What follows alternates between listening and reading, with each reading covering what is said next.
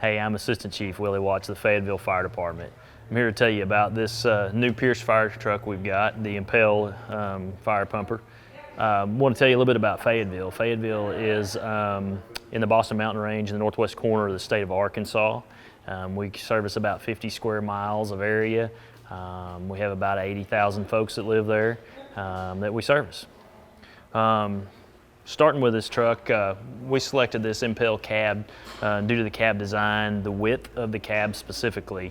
We have a fleet of Aero XTs, which everyone knows those are generally a little narrower cab, but our guys seem to favor a little wider cab on the inside. So this particular apparatus, we decided to go with this Impel cab due to the cab width.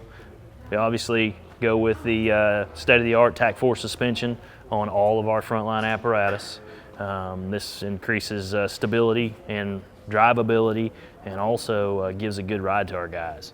With the terrain that we have in our area being very rugged, we decided that we would go with these stirrup steps, and so that gives our folks a little bit of extra advantage to get in and out of the apparatus, but yet doesn't create a point of something for us to hang up on when we're responding. Our cab design on the inside, one of the things specific to our area is we use a 5-man cab inside design. We have storage in the front of the cab, seating in the back, so all of our firefighters are facing forward. One of the other features that we use in Fayetteville, Arkansas is we lay all our pump panels out identical. So it doesn't matter which fire apparatus you go to, the pump panel colors match, gauges match, dials match.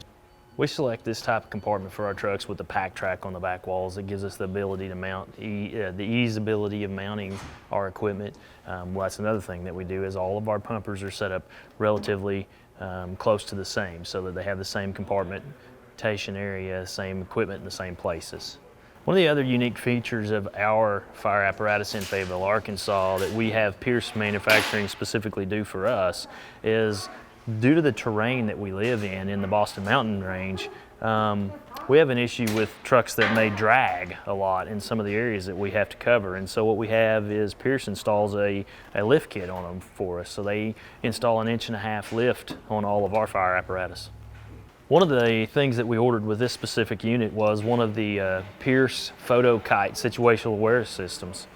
And that's going to give us the ability to have a tethered camera, elevated tethered camera, to help us gain situational awareness, structure fires, search incidents, hazardous materials calls, things of that nature. Gives the incident commander real-time data. As you noticed when you came from the front of the truck to the rear of the truck, we didn't have any cross lays on this truck. And so in Fayetteville, we don't utilize the cross lays. We like to have all of our lines come off the rear of the apparatus. In today's times where walkability, community-driven areas are very big now, street widths are narrowing. It makes it harder for you to deploy a cross lay. And so what we did was we redesigned all of our apparatus to have the hoses come off the rear. One of the other design features that we utilize are these 3/4 height compartments. And that just gives us a little bit more compartment storage capabilities with these particular apparatus. As you know, you can never have enough storage space. If you've got space, somebody will put something in it. So we try to give them as much space as we can get. We also utilize the power ladder racks. And hopefully by utilizing that we save some backs.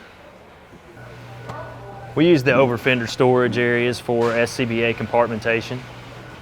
One of the other features that we went to was the 70-inch cab design. So with your normal 60-inch cab, it gives you a little less area to walk, and so what we wanted to do is create a good flow path right between here so that our firefighters had no trouble getting in and out of these apparatus. We also went with the flip-up seats on the back walls to increase that.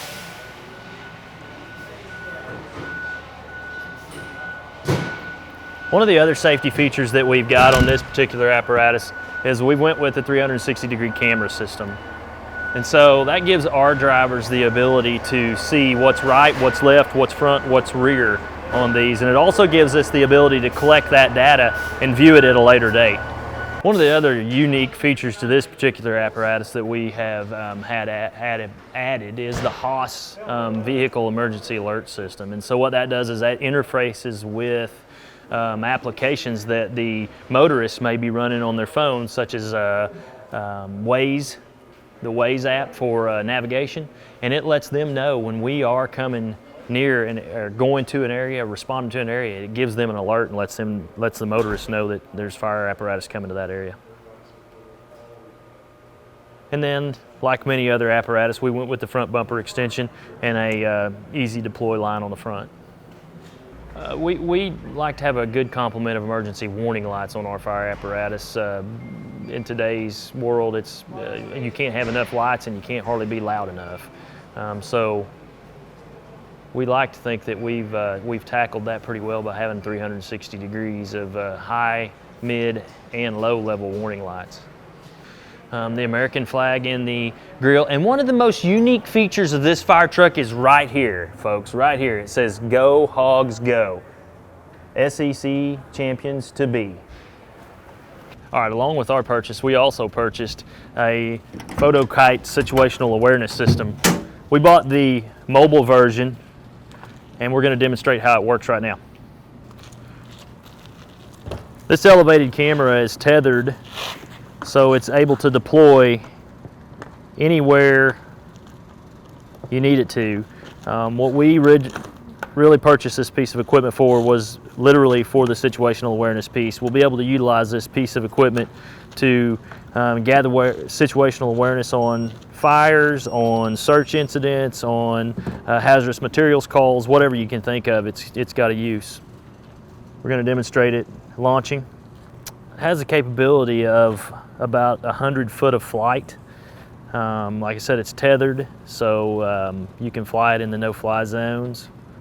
It does have to have an external power source, which we plan on utilizing one of the 100 watt generators to run it with, but you can also run it with that 800 watt inverter off of one of the trucks if you needed to. Once the system is booted and it has communicated with its flight control device, and we're using a simple pad, you're able to launch this. One of the unique things about this particular piece of equipment is it has a thermal camera as well as a normal view camera.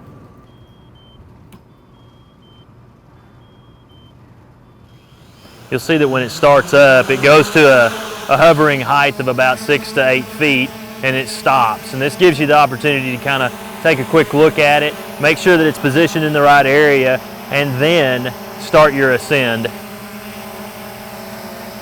We're going to go up to about 60 feet. You have the ability to move right to left, and on this screen right here we're viewing it off of, you have the ability to toggle between cameras. You can toggle between the thermal camera and just the normal vision camera. So it's real easy to deploy this camera, as you see. It's also easy to land this camera. With a simple button push, all we have to do is hit the land button and it'll bring it back down. We can move it, whatever needs to happen. As you can see, this is a pretty valuable tool on the fire ground, as well as any other type of incident you can think of that you might need to use it on.